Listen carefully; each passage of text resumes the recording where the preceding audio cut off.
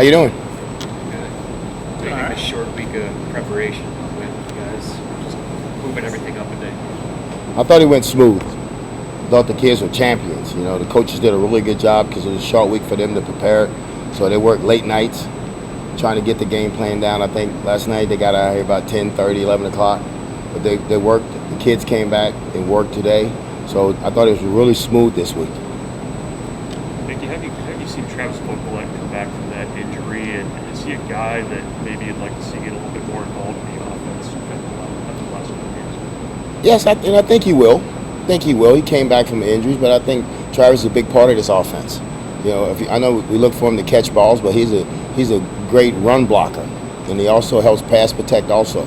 So he's got a big role in this offense, but I think we'll see more of him. The run blocking piece of it, I mean, is that something that's maybe overlooked about him, and kind of what he brings? Well, I think it's just like a running back. You know, pass protection is overlooked. So the tight ends, they want tight ends to be receivers now, but he's a really good run blocker, and I think that gets overlooked. Whipple was saying yesterday that he thinks sometimes that he has higher expectations of the team that they do, and then, you know, he even said like sometimes he's not sure they think they can win every game. What do you think about that evaluation, and what is your role in injecting that belief in this team? I think he's right on, because you got to look at it now. They hadn't won a lot of games, so if you was on his team and you lost 9 straight, would you think you can win every game? No, it's human nature to doubt yourself. So we talked to him about not doubting himself, and we do have high expectations for him. But right now, I think they're in a good place mentally right now, for as what the coaches are asking them to do to win football games. So I think they're turning over a new leaf that they did it. So when they finally had it done Saturday night, I think now they can see it. With these kids these days, they got to see it happen, and I think it happened for them. So I think they will continue to get better. How can you see the difference after the win? Like, you know, how can you see it in their demeanor and the way that they're walking around practice, that there's a little more confidence there now? I saw it in the bye week that they bought in about what we asked them to do, to play fast. But you got to take credit that the defense really turned everything over when they started playing, and that's the way we're going to play defense, and that's where we want to play defense. But you can see the swag coming back to them. But you're talking about some kids that's been beat down for 3 or 4 years now. You know, so it's not going. I mean, we think, oh, so they're going to just jump and they're going to get into a positive mindset. That doesn't happen that easy. They've been getting beat down. So now they won a game. They see that they can do it. Now they're going to get better every week. What does that swag look like? 35-21 against Indiana, a win. That's what it looks like. Not to be disrespectful, you know, I'm never trying to be disrespectful. I got you. I'm a straight shooter. Coach, Indiana, Rutgers, 2 pretty different teams in terms of pace and physicality. How does the game going to change? Well, it's going to change a lot. We're going from tempo to like a 9-on-7 drill where they want to run the ball at us. So it's a totally different mindset. That's why the coaches had to put so much time in trying to get the game plan together and make sure we get the right bodies on the field.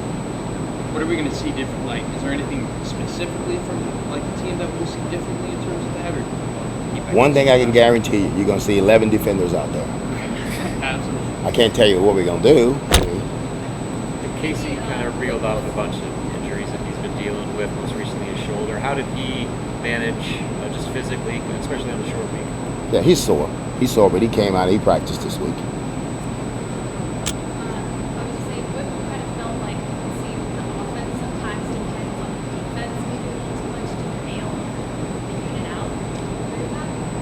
The defense bailed the offense out? Yeah, you mentioned that yesterday. Maybe feeling like the offense feels like the defense on the defense a little bit too much to bail itself out. Well, I think that the offense wasn't used to the defense playing that way.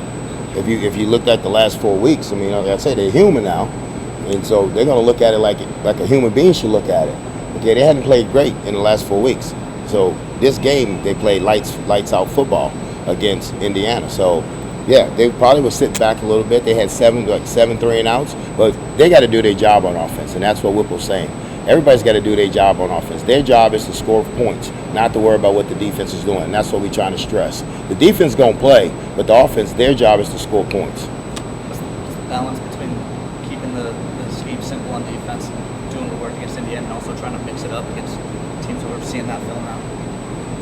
I think Bill and the defensive coaches have a really good game plan this week. So, like I said, it's two different styles. We're going tempo. Now it's more power this week. It's more run game this week. So it's going to be a different game plan, but they're going to have a good game plan. There's the big news about the 1890 elected Matt Davis. And what does having something like that in place do for your football team going forward in the NIL era? Well, Matt's been good for the University of Nebraska. I mean, one thing he knows how to do, he raise money. He raised money. You see the building outside.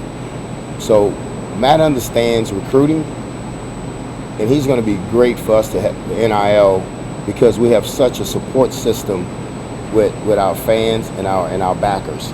And he's going to do a great job because Matt's Nebraska in and out, and we trust Matt what Matt's going to do, and we're happy for Matt, but we're also happy that our kid's going to be associated with somebody that they know personally. Coach, you saw Malcolm make the most of his opportunity last week. After another week of practice, do you see any other young guys that are ready to kind of make a similar impact? No. Coach, you said you saw your team kind of turn during the bye right after the blowout loss to Oklahoma. What do you think that just says about your team today? Well, it says that they bought into what I was saying, to believe in themselves. We kept encouraging them and let them know that, hey, we talked to them this morning about Deion Sanders had a quote, bet on yourself, look in the mirror, and believe in yourself. And we gave him that quote this morning, that look in the mirror and believe in yourself, what you see in that mirror. And I think that right now they feel it. They feel they're in a good, like I said, they're in a good mental stage right now, and we like where they're at right now. Thank you, guys. Thanks.